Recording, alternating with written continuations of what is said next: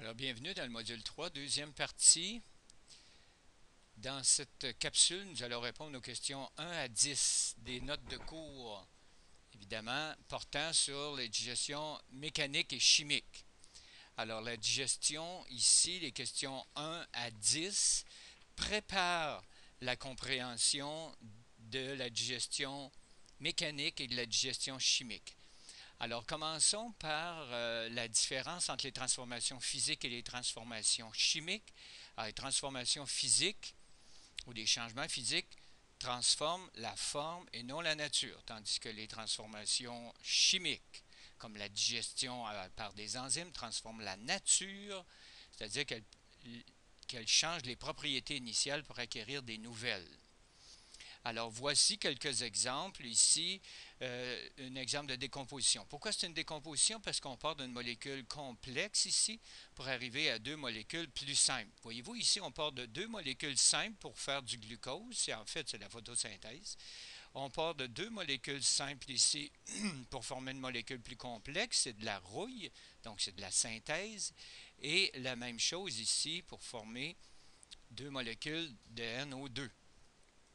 Maintenant, pour ce qui est des réactions chimiques biologiques qui se produisent dans un vivant, il y a des réactions de synthèse, de fabrication, de construction appelées l'anabolisme et celles de décomposition, de destruction appelées catabolisme. Un rappel de ce qu'est la digestion, c'est l'ensemble des transformations mécaniques et chimiques des aliments complexes en aliments simples. Dans cette section-là, c'est ce que nous allons approfondir. Une enzyme digestive, d'où vient-elle?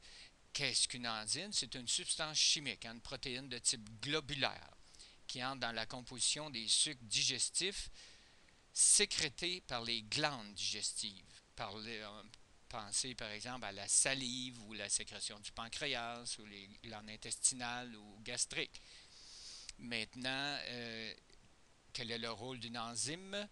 Elle agit comme catalyseur des réactions biochimiques, soit de réactions de synthèse, soit les réactions de destruction. Rappelle que dans la digestion, les enzymes vont briser les liens chimiques des grosses molécules pour les décomposer en molécules plus simples. Donc la digestion, c'est une réaction de catabolisme. Voici un exemple d'anabolisme. On a la protéine globulaire ici et deux acides aminés qui vont être attachés par un lien peptidique. Ça, c'est une réaction de construction ou d'anabolisme. Alors, l'enzyme a ce rôle-là. C'est pour ça qu'on dit qu'elle sert de catalyseur. Tandis qu'ici, une réaction de catabolisme. Voyez le sucrose, le sucre de table, composé d'un fructose en gris et d'un glucose en simple, attachés ensemble par un lien.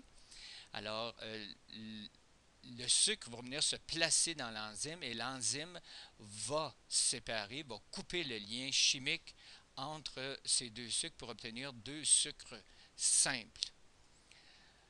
Alors maintenant, il nous reste à parler de l'eau. L'eau, c'est la molécule la plus importante dans la nature. Jusqu'à maintenant, sans eau, il n'y a pas de vie. Elle sert à quoi dans la digestion? Elle dissout les principaux aliments qu'on appelle hydrosolubles. Par exemple, si on veut goûter à une pomme, il faut qu'elle soit dissoute dans la salive. Elle facilite le transport des nutriments et des déchets. Elle est nécessaire à la formation des sucs digestifs. Évidemment, s'il n'y a pas d'eau, le suc digestif n'est pas assez liquide pour être sécrété. C'est le cas dans la maladie, par exemple, de la fibrose kystique. Et elle est essentielle aux réactions chimiques dans l'organisme. Souvent, une molécule d'eau est apportée ou enlevée d'une réaction chimique. Alors, bonne étude pour cette section, puis à la prochaine.